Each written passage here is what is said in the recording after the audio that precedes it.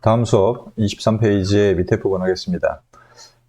저번 시간에는 우리가 몽골의 침략을 받아서 30년, 3, 40년간 싸워오기는 했었지만은 당시 왕이 몽골과 협상을 해서 결국 휴전을 하게 됐었고, 왕은 개경으로 돌아갔으나 당시 몽골과 전쟁을 주도했었던 무신들은 돌아가면 죽을 게 뻔했었기 때문에 강화에서 개경으로 돌아가지 않고 오히려 진도와 탐나로 이동을 하면서 몽골한테 저항을 하는 삼별초의 항쟁을 했었습니다.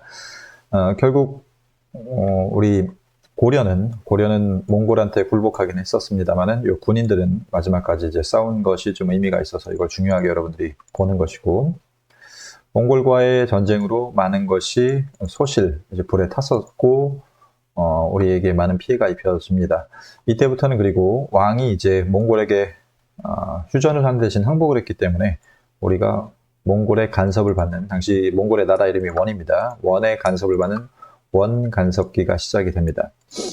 원간섭, 그러니까 몽골이 우리한테 이래라 저래라 하는 거야. 그래서 어떤 점들을 간섭을 했었는지 먼저 하나씩 보면은, 일단 고려의 지위가 격하가 됩니다. 고려가 원래는 황제 국가의 지위를 가지고 있었으나 이때부터는 황제가 아니라 왕의 지위로 격하가 되는 거죠. 무슨 왕이라고 이제 불리기 시작합니다. 그래서 이때부터 황제 국가의 칭호는 원나라만 사용을 할 수가 있었었고, 그래서 우리는 원나라보다 한 단계 아래인 국왕국가의 지위로 격하가 됐었고, 그리고 특히 우리나라의 왕들은 원나라의 사위로 들어가게 됩니다. 원의 부마국이라고 합니다. 부마라는 게 이제 사위의 한자말이야.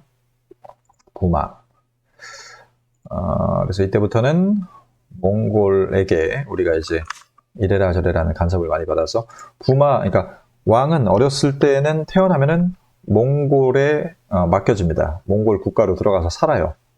살다가 거기에서 몽골 여자랑 결혼해가지고 고려의 왕으로 옵니다. 고려의 왕으로 됐을 때는 왕 앞에 이름에 충자를 붙입니다. 요 충자, 이게 충이야. 충자를 붙여서 충렬황, 충선왕, 충수광에서 이 몽골 간섭기의 왕들은 몽골한테 충성한다는 의미로 앞에 충자라는 이름이 붙습니다. 충열, 충선, 충숙, 충해, 충정 그런 식으로 충정왕 그런 식으로 해서 왕 이름 앞에 충자가 붙었다. 그리고 왕의 아들은 옛날에 황제의 아들이라는 뜻에서 태자라고 불렀으나 이제는 세자라고 불리고, 왕이 이제 그러니까 옛날에는 황제라는 호칭이야. 이게 황제들이 사용하는 호칭이야. 황제는 짐이라고 했었는데 이제는 고라는 명칭을 씁니다. 고는 뭘 하사하려고 한다. 그런 식으로 합니다. 그 다음에 우리 이성육부, 요것도 원래 황제 국가에서 사용하는 정치 제도였었는데 이게 격화가 돼서 첨의부, 이성은 첨의부라고 하는 단일관청으로 통합되고, 그다음에 육부는 총 4사, 전리사, 무슨사 해서 총 4개의 사로 또 격화가 되는 모습을 보입니다. 중추원, 어사대 이것도 다 황제국가에서 사용하는 것이었기 때문에 이름이 국왕국가의 체제로 한 단계 다운그레이드 된다라고 생각을 하면 됩니다. 그래서 왕실의 호칭과 관청의 명칭이 격화되는 그런 모습들이 보이면서 자주성이 손상됐었다. 자주성이 손상됐었다. 요 내용들이고, 그 다음에 이런저런 우리나라의 자원들을 수탈해 가는데 여자들을 이제 끌고 갔었던 제도, 그러니까 젊은 여자들을 끌고 가서 몽골에 데려갔었던 그런 제도를 공녀라고 합니다. 공녀. 여자를 바치는, 곡물로 바치는 그런 제도였었습니다. 이때 끌려갔던 여자들은 몽골에서 좀 비참한 생활을 하는 사람들이 거의 대부분이었고, 그나마 좀 괜찮았던 생활을 하는 여자들이 있었습니다. 얼굴이 이쁘거나 그러면은 그랬던 적이 있었던 것 같은데, 제일 대표적인 경우가 기황후, 몽골의 공녀로 억울하게 끌려갔는데, 거기에서 몽골 황제의 부인인 황비의 자리까지 오르게 되는 여자입니다. 그런 경우는 근데 흔치 않은 경우였고 대부분은 비참한 생활을 했었다. 우리나라의 특산물들을 약탈해 갔었습니다. 제일 유명한 약탈품은 여기 인삼. 우리나라 인삼이 유명하죠. 인삼은 지금도 세계적으로 유명한 특산 제품입니다. 우리나라에. 그다음에 매 같은 것들도 가졌습니다. 매는 새를 이야기합니다. 요 새. 고려의 매가 당시 사냥하는데 굉장히 잘 쓰였던 동물입니다. 당시 고려에서 매를 가져가기 위해서 고려의 매를 관리했던 관청이 있었는데 그거를 응방이라고 합니다. 고려의 응방. 지금 한국 전통 매 사냥 보존회에서 응방을 다시 만들어가지고 요 매를 이제 관리하는 그런 활동을 했었는데 고려 원간섭기에는 우리나라의 매를 약탈해 갔었던 관청으로 활약을 했던 게 바로 응방이었었습니다. 응방. 그렇게 해서 자원들을 약탈해 갔었고, 이제 영토도 가져갑니다. 영토. 영토를 가져갔던 곳은 총 3군데입니다. 그 중에서 쌍성 총관부, 그 다음에 동령부, 탐라 총관부 3군데를 가져가는데, 3군데의 위치는,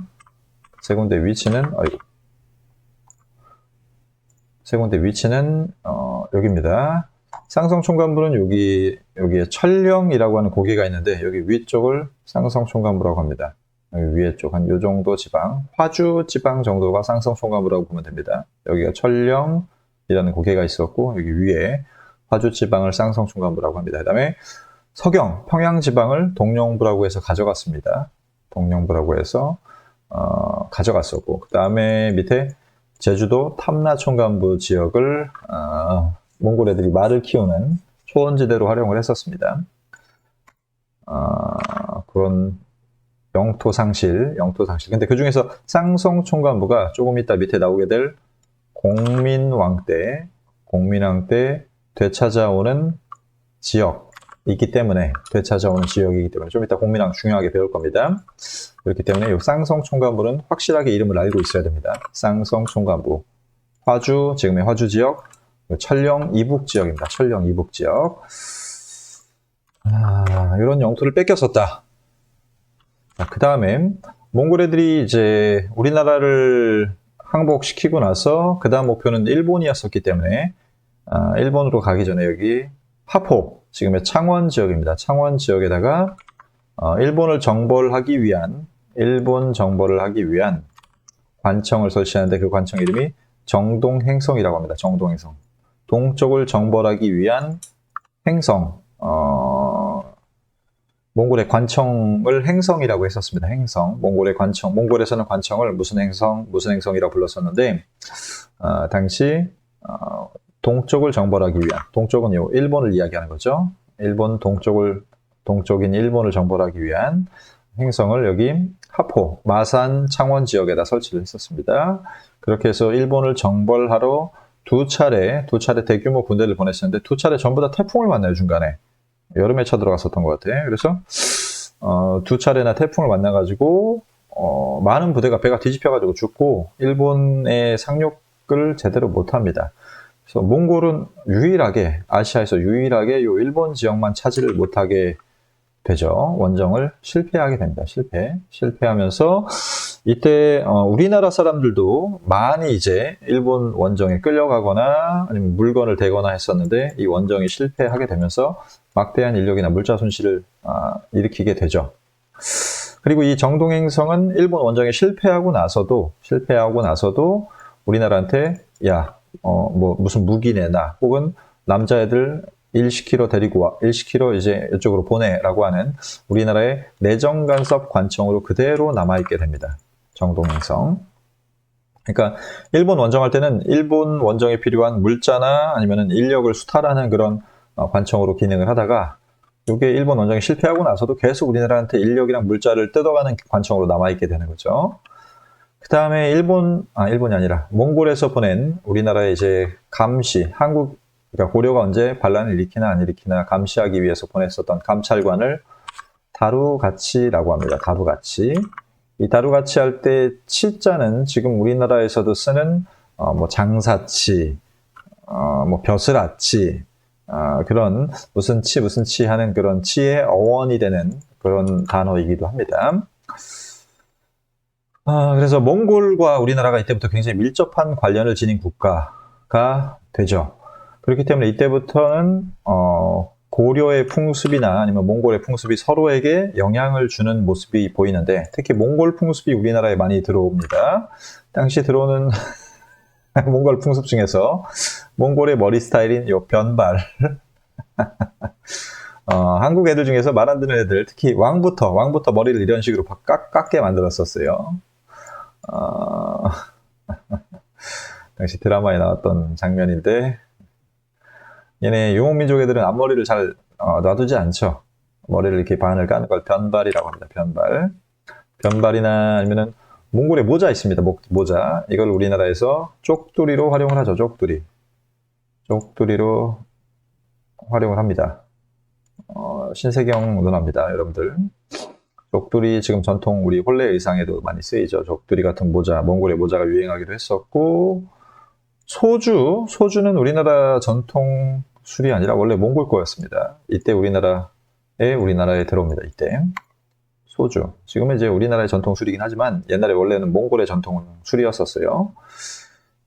그리고 각종 몽골의 복장, 여기 몽골 복장이 이제 우리나라에 이런 모자 같은 거, 아니면 몽골 옷, 그런 몽골의 그런 여러 가지 풍습들이 우리나라에 들어와서 영향을 미치고, 고려의 풍습도 몽골에 영향을 미쳐서 이걸 고려양이라고 합니다.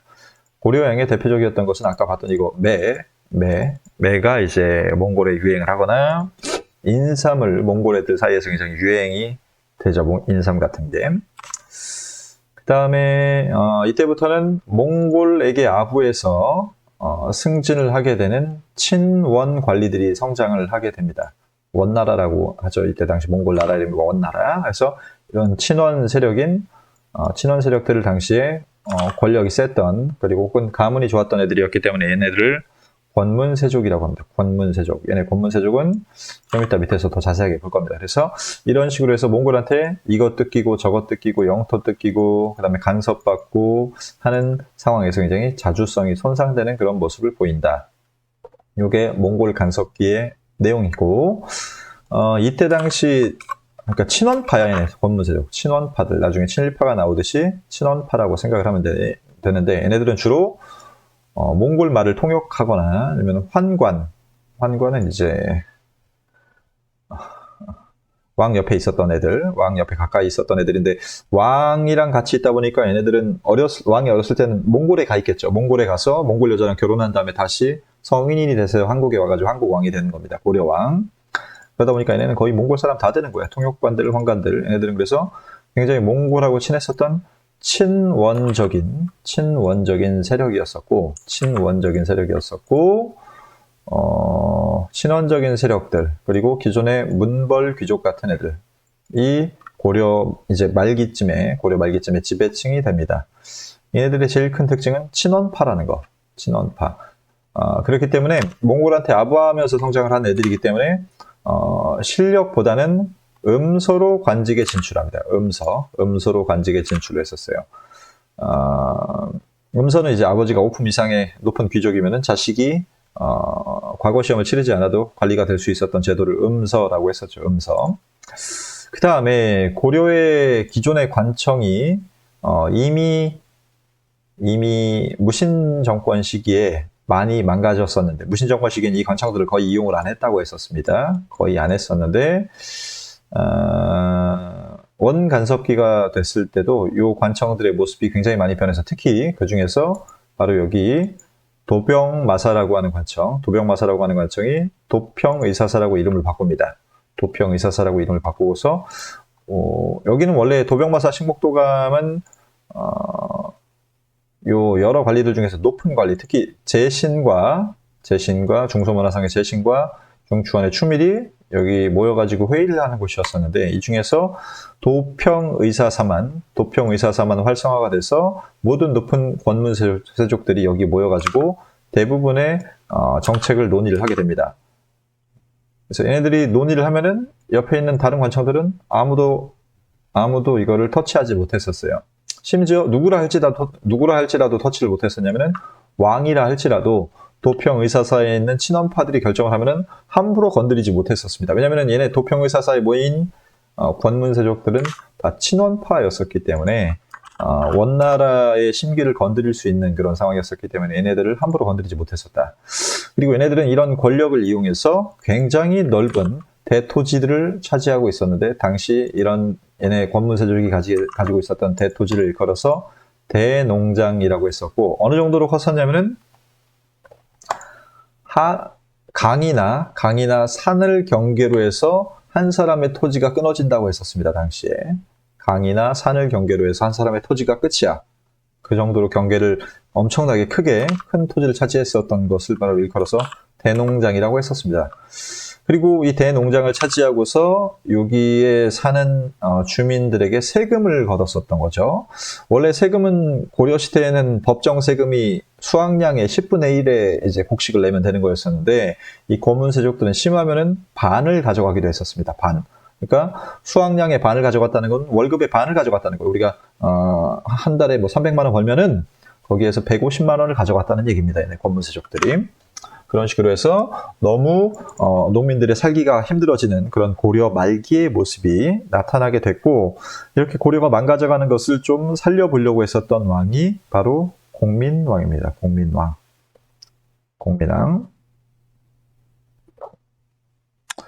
고려 멸망하기 전에 한 4번째 전의 왕입니다. 자, 공민왕이 어떤 식으로 이걸 망가져가는 고려를 살려보려고 했었냐면은, 당시 일단 원나라가 약해져서 새로운 나라인 중국의 명이라고 하는 나라가 등장했었습니다. 명. 그래서 원래 원나라는 여기 중국을 다 차지를 했었어요. 전부 다 차지를 했었었는데, 중국인들이 반란을 일으켜가지고 새롭게 오리지널 중국인이 세운 나라가 명나라가 됐고, 몽골 애들은 다시 원래 지역으로 쫓겨나갔습니다. 위에 여기 쫓겨나서 북원이라고 해서 나라가 되게 조그매졌어요. 그래서 원나라가 힘이 약해지니까는 고려에 있었던 공민왕이 이걸 기회라고 생각해서 원나라로부터 벗어나기 위한 반원 정치를 시작하죠. 반원 정치. 그리고 이걸 함께 했었던 새로운 관리들을 일컬어서 신진사대부라고 합니다. 신진사대부. 그래서 공민왕의 반원 정치가 일단은 당시 있었던 대표적인 친원 세력인 기철을 살해해버립니다. 기철은 아까 잠깐 봤었던 몽골의 공녀로 끌려간 기황후의 오빠였었는데, 기황후가 몽골에 끌려가긴 했지만은 거기에서 황비가 돼가지고 이제 권력이 강해졌단 말이야. 그걸 믿고서 기철이 너무 나대니까 이 기철을 몽골 힘이 약해진 틈을 타가지고 숙청해버린 거죠. 죽여버렸습니다. 그냥 살해해버렸습니다. 살해. 그리고 몽골이 우리한테 이래라 저래라 간섭을 했었던 정동행성의 이문소라는 관청을 폐지합니다. 정동행성의 이문소라는 관청을 폐지합니다. 그냥 정동행성 폐지라고 알고 있으면 됩니다. 그 다음에 아까 몽골이 뺏어갔던 여러 영토들 중에서 여기 아까 잠깐 얘기했었죠. 쌍성 총관부, 여기 화주 지방을 다시 복구를 합니다. 화주 지방을 복구하고 여기 위에까지 영토를 넓힙니다. 여기 보면 공민왕 때 확보한 영토가 이렇게 표시가 되어 있죠. 그래서 여기 쌍성 총관부를 탈환하는데 이때 쌍성 총관부를 탈환할 때 도움을 줬던 화주 지방의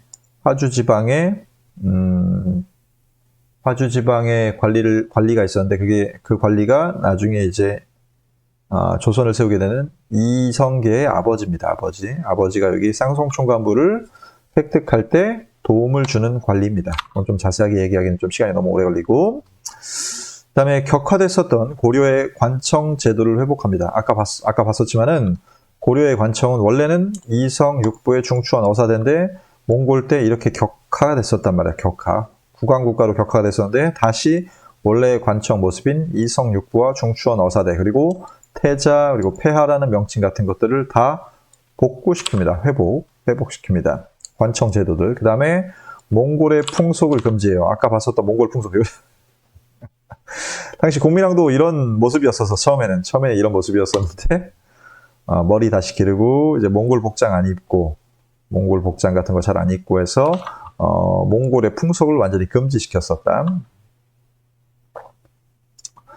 자, 그리고 무신정권 시기부터 인사권을 특정 군인들이 장악을 했었던 정방을 폐지시켜버립니다. 정방을 폐지하면서 군인들이 인사권을 장악하죠. 여기 정방은 무신정권 시기에 최후가 설치했었던 인사권 장악 관청이었었는데, 이게 아직 공민왕 때까지 남아있어가지고 공민왕이 이걸 없애버립니다. 그 다음에 새로운 인재들을 등용을 하는데, 이때 등용한 과거 시험을 통해서 뽑은 똘똘한 인재들을 신진사대부라고 합니다. 신진사대부. 신진사대부. 좀 이따 밑에서 또 볼 겁니다. 여기 신진사대부. 신진사대부는 주로 약간 똘똘한 애들이기 때문에 과거 시험을 통해서 특히 공민왕 때 엄청나게 많이 성장을 했었던 관리 계층들입니다. 얘네들은 기존의 고려를 지탱했었던 종교인 불교를 반대하고 새로운 이념인 성리학. 성리학은 이제 유교를 학문적으로 연구하는 그런 건데 여기에서 성리학, 유교는 계속 얘기하지만 인, 의, 예, 지, 충, 신 그런 인간적인 도리를 중요시했었던 종교였었고 그걸 연구하는 학문이 성리학이었었기 때문에 당시 부정부패하게 썩어 빠져 있었던 불교계를 비판을 하면서 그리고 정치계를 비판을 하면서 사회개혁의 핵심 이념으로 성장하게 됩니다. 성리학. 그래서 조선의 핵심 이념이 성리학이 되는 거죠, 나중에. 그 다음에 신돈이라고 하는 스님을 등용을 하는데 얘가 공민왕이고 신돈이라고 하는 스님, 고려시대는 국가 종교가 불교이기 때문에 묘청 그리고 요 신돈과 같은 스님들의 활약이 가끔 이제 많이 나오는 경우가 있죠. 이 신돈이라고 하는 스님을 등용을 해서 당시 권문세족이 이제 억지로 뺏어가서 만들었던 대농장들, 아까 권문세족의 대농장이 엄청나게 넓었다고 그랬었죠. 이게 다 불법적으로 차지했었던 땅들이기 때문에 이런 불법적으로 차지한 땅들을 돌려주는 역할을 했었던 관청인 전민변정도감이라고 하는 것을 설치합니다. 전민변정. 전민은 토지와 백성입니다. 토지와 백성. 그리고 변정은 올바르게 이제 변화시킨다라는 뜻이죠. 올바르게 변화시킨다. 당시 농민들이 권문세족한테 땅이 뺏겨서 먹고 살기 힘드니까 아예 그냥 권문세족 밑에 노비로 들어가요. 노비로 들어가면 먹을 거라도 주니까. 그래서 먹고 살기 너무 힘든 농민들은 권문세족한테 땅을 뺏겼었고 그래서 먹고 살기 너무 힘드니까는 노비로까지 들어갔었는데 이렇게 억울하게 땅을 뺏기고 노비가 된 백성들, 전과 민을 변정, 바르게 변화시킨다. 그러니까 백성들 토지 돌려주고 억울하게 노비가 된 사람들 풀어주고 하는 그런 관청을 설치를 했었던 것이 바로 신돈입니다. 신돈이었었습니다. 그렇게 해서 권문세족을 억압하고 왕권을 강화하려고 노력했었다. 이거 다 중요하네. 그랬는데 공민왕이 개혁 정치를 굉장히 잘 했었는데 중간에 홍건적이라고 하는 이제 중국의 반란 세력들, 원래 여기를 몽골이 다 차지를 하고 있었지만은 오리지널 중국인인 한족이 반란을 일으켜서 세운 나라가 명나라입니다. 명나라. 이 명나라의 이제 건국 세력들은 위에 있었던 몽골, 얘네 북원이랑 계속 전투를 많이 벌였었는데 얘네가 전투를 벌이다가 힘들 때는 우리나라도 와가지고 막 약탈을 해가고 그러기도 했었습니다. 그렇게 해서 쳐들어왔던 빨간 두건을 썼던 군인들을 홍건적이라고 합니다. 홍건적 얘네들. 빨간 머리띠 두건을 썼던 애들이야. 얘네를 홍건적이라고 하고 그리고 설상가상으로 남쪽에서는 일본 해적들이 굉장히 기승을 부렸었는데 이 일본 해적들은 그냥 단순하게 그냥 카이조쿠 그런 개념이 아니라 군사훈련이 된 정예부대들이었었어. 정예부대. 여기 지금 보면 갑옷까지 다 갖춰 입고 있지. 얘네 그래서 이런 일본 해적들인 홍건적과 왜구가 침입을 하게 되면서 공민왕의 개혁이 지속적으로 이루어지지 못했었고 그리고 중간에 권문세족이 반발을 하면서 신돈을 유배시키는데 권문세족이 성공을 하게 되고 중간에 결정적으로 마지막에 공민왕이 암살되게 되면서 개혁은 실패로 끝나게 되죠. 그래서 공민왕이 죽었지만은 공민왕이 등용을 했었던 똘똘했던 관리들인 신진사대부가 결국 고려를 무너뜨리고서 조선을 건국하게 되죠. 조선을 건국한다. 그래서 얘네들이 조선을 건국한다. 얘네들은 근데 좀 똘똘한 애들, 그러니까 공부 많이 하는 공부벌레들인 거야. 공부벌레들이고 성리학을 바탕으로 해서 사회 개혁을 추구를 했었어요. 사회를 좀 개혁하자. 당시 사회가 너무 썩어빠져 있었기 때문에 특히 그 전에 종교였던 불교 스님들도 막 이렇게 땅을 많이 가지고 있었던 대농장 지주였었고, 농민들을 못 살게 굴고 하는 그런 역할에 많이 참여를 했었기 때문에 새로운 종교인 성리학을 바탕으로 해서 사회의 모순을 개혁하려고 했었던 세력이 신진사대부인데, 얘네들은 공민왕이랑 같이 정치를 했었는데 공민왕이 중간에 암살돼 버렸어요. 암살돼 버려가지고 이 고려는 노답이다라고 해서 새롭게 당시 인기를 끌고 있었던 신흥 군인들, 왜구나 홍건적을 토벌하는 과정에서 성장을 했었던 신흥 군인들이 있었습니다. 신흥 무인들. 대표적인 신흥 무인은 밑에 여기 황산 지방에서 왜구를 물리쳤던 이성계와 그리고 여기 위에 홍산이라고 하는 곳에서 왜구를 물리쳤던 최영 장군, 그리고 이성계 여기 위에서 홍건적의 침입을 맡고 있었던 이성계 같은 이런 사람들이 새롭게 좀 국민들한테 인기를 끌고 있는 국민적인 영웅으로 떠올랐던 신흥 무인들인데, 이 똘똘했던 신진사대부와 신흥 무인 군인들이 힘을 합쳐가지고 결국은 이 신진사대부와 이성계가 손을 잡고 건국하게 되는 나라가 바로 조선입니다. 특히 신진사대부 중에서는 온건파와 급진파가 있었습니다.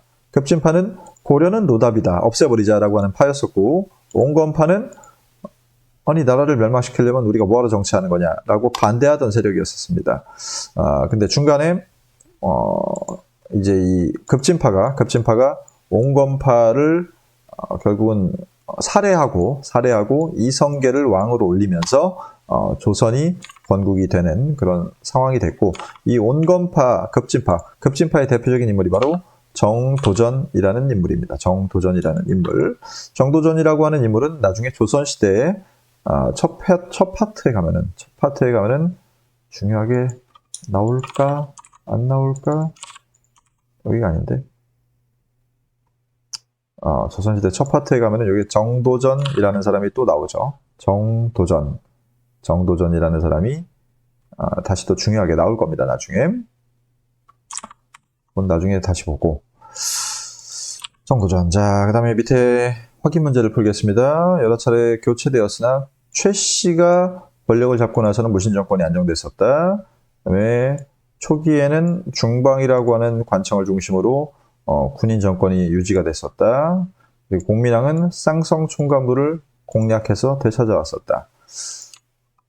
그 다음에 무신에 대한 차별 대우와 문신들의 모욕이 직접적인 계기가 됐었고, 무신 정권 이후에도 재상과 국왕이 합의를 중시하던 통치 질서가 유지가 된 게 아니라 자기들만의 관청들을 설치하죠. 교정도감, 도방, 삼별초, 정방 같은 관청들을 설치를 합니다. 최충원은 정방을 설치한 게 아니라 최우가 정방을 설치합니다. 최우는 정방을 설치했었고, 교정도감을 최충원이 설치하죠. 정중부는 무신정변을 일으켰고, 김윤호는 천인성 전투에서 몽골을 물리쳤고, 신도는 전민변정도감에서 토지를 백성들에게 나눠주고 억울하게 노비가 되는 사람을 풀어줬었다. 무신정권의 기반이 됐던 삼별초의 항쟁, 신도를 동용하고 전민변정도감, 이거 중요합니다. 글자가 길어서 여러분들이 외우기 힘들지만 반드시 외워야 됩니다. 그 다음에 신진사대부는 성리학을 중심으로 고려를 개혁하려고 했다. 여기까지 하겠습니다.